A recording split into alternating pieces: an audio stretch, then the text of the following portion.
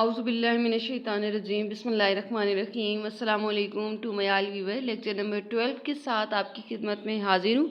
Lecture start करने से पहले आप लोगों से रिक्वेस्ट, चैनल को सब्सक्राइब कर दीजिए और वीडियो को लाइक कर दीजिए। और चलते हैं अपने अगले लेक्चर की जानिब। और हमारा जो लेक्चर है स्टार्ट करते हैं इसको। हमारे लेक्चर के अंदर जो चीज़ है वो पहला है जी इसका ओवरव्यू में ये है कि हम इसके अंदर पढ़ेंगे क्या। हम पढ़ेंगे प्लानिंग के प्रोसेस को और ह्यूमन रिसोर्स फोरकास्टिंग टेक्निक्स को, यानी किस तरह से हम देखते हैं कि हमें कितने एम्प्लॉयज़ की ज़रूरत होती है। इंसानों को जब हम एक रिसोर्स की तौर पर ले रहे हैं तो हमने ये देखना होता है कि हमें कितने एम्प्लॉयज़ की ज़रूरत है, और अगर एम्प्लॉयज़ ज़्यादा हो रहे हैं तो किस तरह से उनको कम करना है। तो ये सारी टेक्निक्स हम इस लेक्चर के अंदर पढ़ेंगे और इस टॉपिक को डिस्कस करेंगे। सो फर्स्ट ऑफ ऑल हम डिस्कस करते हैं प्लानिंग को। व्हाट इज़ प्लानिंग, इसकी आपने डेफिनेशन पढ़ लेनी है। What is planning? Plans are methods for achieving a desired result. जब हम प्लान बनाते हैं तो हमारा प्लान बनाने का मकसद यही होता है कि हम अपने डिज़ायर्ड रिजल्ट्स को हासिल कर सकें। हम किसी भी चीज़ का पहले प्लान बनाते हैं कि मैं इस तरह से करूँगा तो मुझे ये चीज़ हासिल होगी, या कोई भी काम करने से पहले आप कुछ न कुछ जो सोचते हो, आपके जहन में जो जाविया बनता है उस चीज़ का, वो आपका प्लान होता है टू अचीव योर गोल। इसके बाद है what is planning concern with. Planning का असल जो है वो मकसद क्या होता है। Planning provide a sense of purpose and direction. Planning जो है हमें इस काबिल बनाता है कि हमें अपने मकसद का पता चले और हमने किस तरह अपने उस मकसद तक या अपने गोल तक बढ़ना है या चलना है, किस तरीके से चलना है, हमें मतलब ये डायरेक्शन बताता है। It is a comprehensive framework for making decision in advance. हमने एडवांस में डिसीजन ले रखे होते हैं कि मैं पहले ये स्टेप परफॉर्म करूँगा, फिर ये, और इसके बाद जो है मैं अपने गोल तक पहुँच जाऊँगा। तो हम पहले से एक प्री डिटरमाइंड फ्रेमवर्क जो होता है, पहले से हम प्री प्लान फ्रेमवर्क बनाते हैं, तो वो प्लानिंग के थ्रू ही बनता है। इसके बाद हम चलते हैं अपने अगले टॉपिक की जानिब, और हमारा अगला टॉपिक है इज़ प्लानिंग रियली नीडेड। क्या प्लानिंग की सच में ज़रूरत होती है? हाँ जी, ज़रूरत होती है। क्यों? क्योंकि planning is one of the functional areas of HR।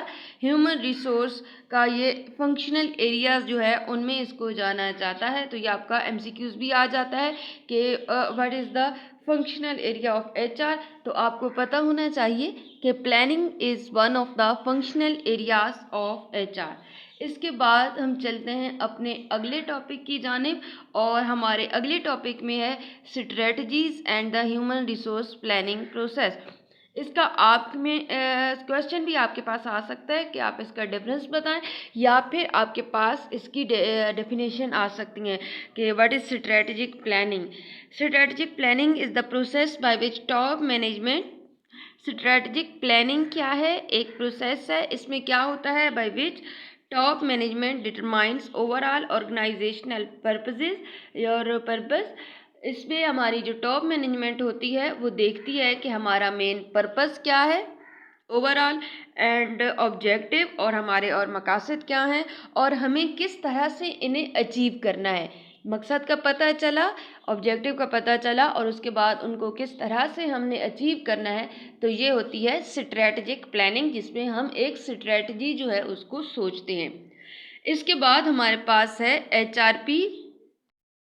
Human resource planning is the process of systematically reviewing human resource requirement to ensure that the required number of employees with required skills is available when they are needed। इसमें हम देखते हैं कि जिस तरह के हमने देखना होता है कि सिस्टमेटिकली हमारे पास जिस तरह के लोगों की हमें ज़रूरत है with this type of skill available हैं या नहीं हैं, या अगर इन फ्यूचर हमें उनकी ज़रूरत हुई तो क्या हमारे पास इस तरह के लोग हैं जो वो काम कर सकेंगे या नहीं कर सकेंगे।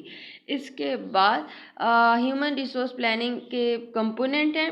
ये इम्पोर्टेंट चीज़ है, इसमें पूरे पैराग्राफ के अंदर ये आपने पढ़ लेनी है। यहाँ पे थर्ड लाइन में human resource planning has two component.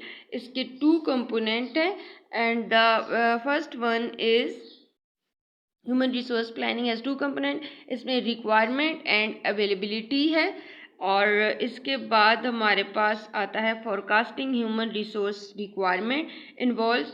अच्छा, अब सबसे पहले है रिक्वायरमेंट और दूसरा है अवेलेबिलिटी।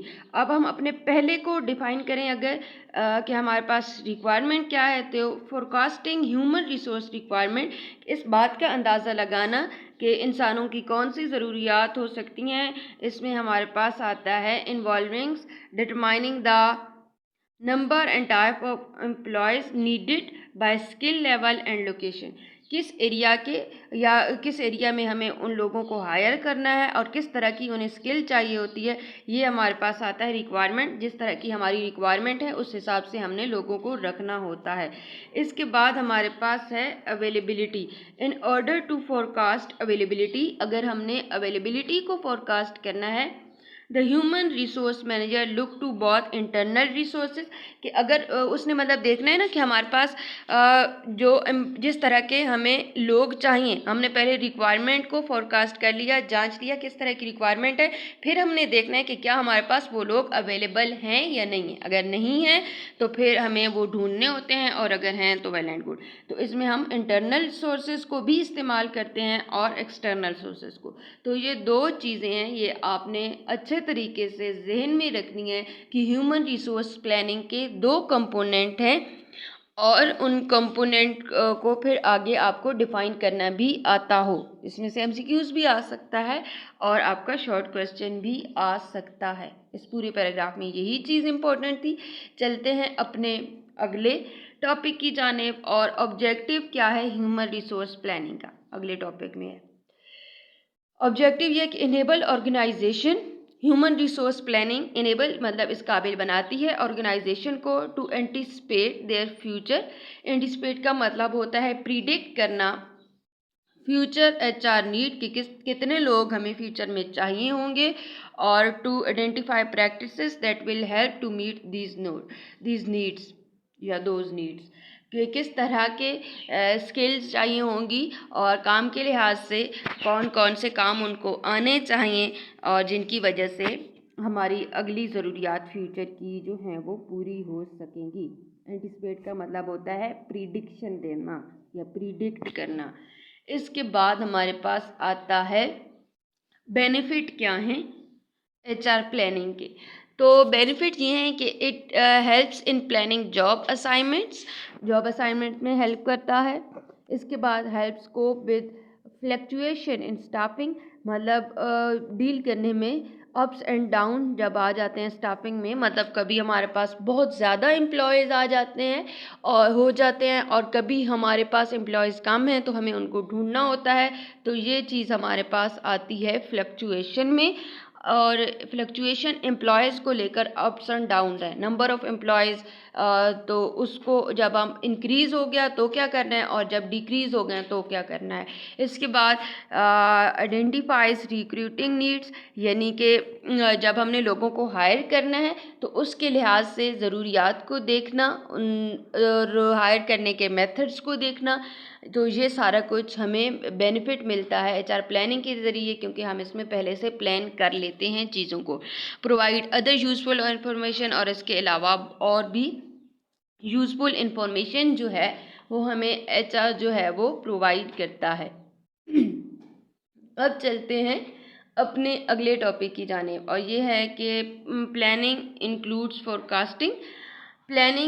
फोरकास्टिंग क्या है? Forecasting is carried out in two basic areas. Forecasting जो है वो टू बेसिक एरियाज़ में इम्प्लीमेंट होती है। एक तो हमारे पास आती है डिमांड फोरकास्ट, और दूसरी हमारे पास आती है सप्लाई फोरकास्ट। डिमांड जितनी की हमें ज़रूरत है, सप्लाई जो हम सप्लाई कर चुके हैं और या कर ली है या कर रहे हैं, ठीक है। तो ये फोरकास्टिंग में आता है। ये दो चीज़ें हैं इसमें, टू बेसिक एरियाज़, और कौन से एरियाज़ हैं? डिमांड फोरकास्ट और सप्लाई फोरकास्ट। ये दोनों चीज़ें जहन में रखनी है। इसके बाद हमारे पास आता है statistical approaches. Following approaches are use, इसके ऊपर वाली लाइन है, following approaches are use to perform this function और एक्टिविटी।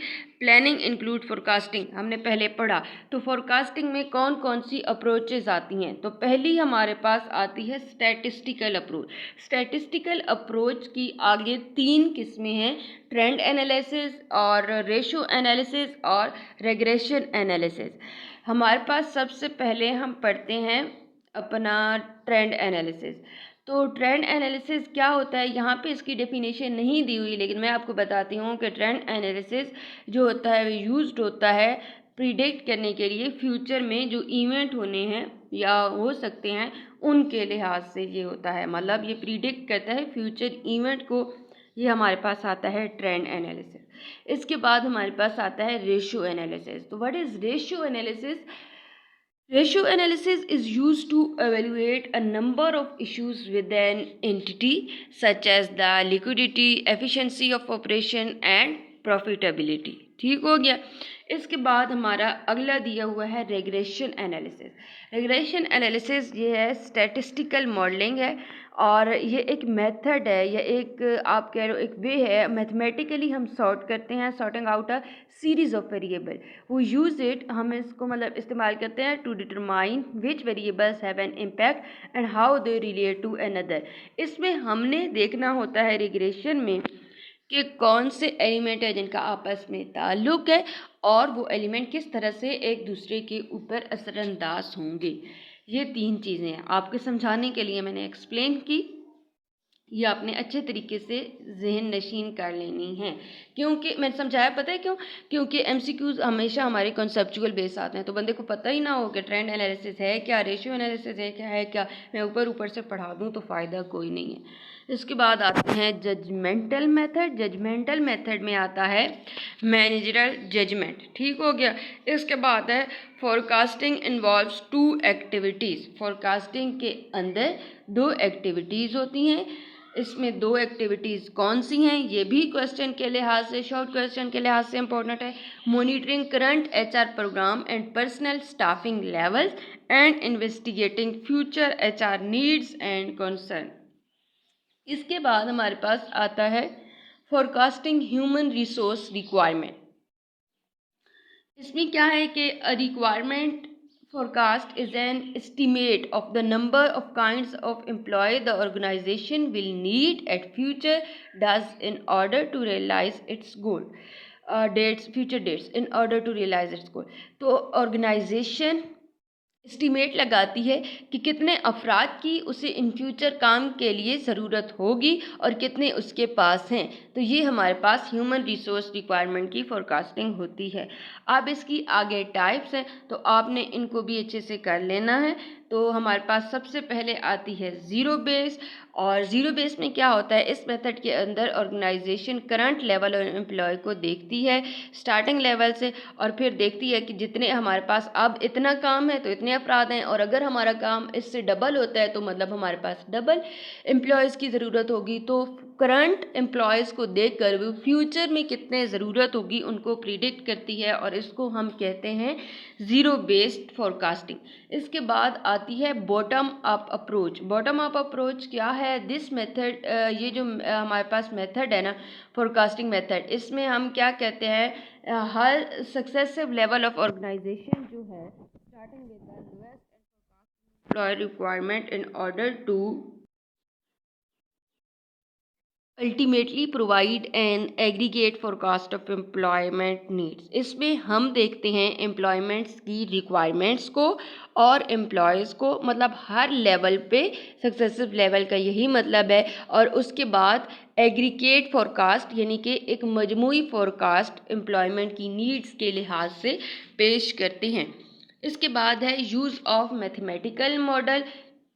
इसमें क्या होता है, इसमें हमारे पास रिलेशनशिप होता है, कहाँ गया हमारा, ये the relationship between sales demand, sale की कितनी डिमांड है, and the number of employees needed is a positive one. तो एम्प्लॉयज़ की कितनी हमें ज़रूरत है और सेल्स की डिमांड क्या जा रही है, ये हम मैथमेटिकल मॉडल में देखते हैं। इसके बाद है सिमुलेशन। सिमुलेशन का आपको पता होगा, आपने सीएस के अंदर भी पढ़ा होगा कि हम एक इमेजिनरी वर्ड्स के साथ हम रियल वर्ल्ड को की सिचुएशन को डील करते हैं। ठीक है। मतलब अगर जब लोग नई नई ड्राइविंग सीखते हैं तो जहाँ पे वो ट्रेनिंग लेते हैं वहाँ पे टॉय टाइप की गाड़ियाँ होती हैं और वहाँ पे उनके ऊपर वो प्रैक्टिस करते हैं। तो वो रियल माहौल नहीं होता, लेकिन उस सिचुएशन के लिहाज से माहौल होता है ताकि लोग वहाँ पे प्रैक्टिस कर सकें। तो ये एक्सपेरिमेंट हम करते हैं उसमें, ताकि हम रियल वर्ल्ड में इस तरह की सिचुएशन अगर आ जाती हैं तो उनसे डील कर सकें। तो ये हमारे पास सिमुलेशन में आता है। इसके बाद हम चलते हैं अपने अगले टॉपिक की जानिब, फोरकास्टिंग ह्यूमन रिसोर्स अवेलेबिलिटी, कि हमारे पास जो लोग हैं वो अवेलेबल हैं या नहीं हैं। तो इसमें हमारे पास सरप्लस होता है, मतलब अप्स एंड डाउन होते हैं। कभी हमारे पास लोग ज़्यादा हो जाते हैं और कभी हमारे पास कम हो जाते हैं। तो इसकी यहाँ पे डेफिनेशन है, ये सारी मैंने क्योंकि आपको बता दी है कि फोरकास्टिंग क्या है ह्यूमन रिसोर्स अवेलेबिलिटी की। इसके बाद सरप्लस, मतलब अप्स एंड डाउन अगर आ गए एम्प्लॉयज़ के लिहाज से, मतलब एम्प्लॉयज़ ज़्यादा हो गए हैं तो क्या करना है, कम हो गए हैं तो क्या करना है। अगर तो हमारे पास आ गए हैं जनाब ज़्यादा, तो हमने रिस्ट्रिक्ट करना है हायरिंग को, क्योंकि हमने नए लोगों को बिल्कुल भी हायर इतना ज़्यादा नहीं करना, क्योंकि ऑलरेडी हमारे पास इतने ज़्यादा एम्प्लॉय हैं।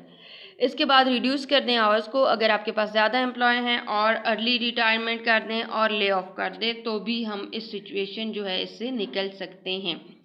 शॉर्टेज ऑफ वर्कर फोरकास्ट, किस वजह से हम प्रिडिक्ट नहीं करते और कौन सी चीज़ें हैं जो हमें रोकती हैं वो फोरकास्ट करने से। तो इसमें हमारे पास है, इसको अंदर से ही पढ़ लेते हैं। Shortage of personal often means the new, sorry यहाँ से है, faced with the shortage of worker, many organizations had to intensify their effort to recruit the necessary people to meet the needs of the farm। जब हमारे पास shortage of worker आ जाए तो हमने क्या करना होता है, तो हमने कुछ ऐसे काम करने होते हैं जिनसे हम अपनी करंट नीड्स को पूरा कर सकें और हम लोगों को हायर कर सकें। तो सबसे पहले अगर हमारे पास लोग कम आ रहे हैं तो हमें चाहिए, शायद हमारे पास पॉलिसीज़ हमारी अच्छी नहीं है जिसकी वजह से हम लोगों को हायर नहीं कर पा रहे, ये लोग हमारे मेयार पे नहीं उतर रहे। तो हमें न्यू मेथड यूज़ करने चाहिए हायर करने के, और इसको हम कहते हैं क्रिएटिव रिक्रूटिंग, जिसका मतलब है use new method to hire people. इसके बाद है compensation incentive. Compensation incentive mean pay के लिहाज से आप कंपनसेशन दो, तब आपके पास वर्कर ज़्यादा आएंगे। ट्रेनिंग प्रोग्राम करो और डिफरेंट सिलेक्शन स्टैंडर्ड जो हैं वो इन्वेंट करो। इसके बाद हमारे पास आता है जनाब सक्सेशन प्लानिंग एंड डेवलपमेंट। एक अच्छा प्लानिंग एंड डेवलपमेंट मेथड कौन सा होता है, इसमें अच्छे प्लान होने चाहिए और उनकी अच्छे से डेवलपमेंट करते रहो। गोल क्या है प्लानिंग का। और इसके बाद है स्टेप इन HRP प्रोसेस, ये एक दफ़ा आप लोगों ने पढ़ लेने हैं और इसकी इम्पोर्टेंस, और ये वाला टॉपिक ये इतने इम्पोर्टेंट है भी सही नहीं भी सही, बस एक बार पढ़ने की देर है आपको समझ आ जाएगी। उम्मीद करूँगी लेक्चर आपको पसंद आया होगा। मिलेंगे अगले लेक्चर में, इजाज़त दीजिए, अल्लाह हाफ़िज़।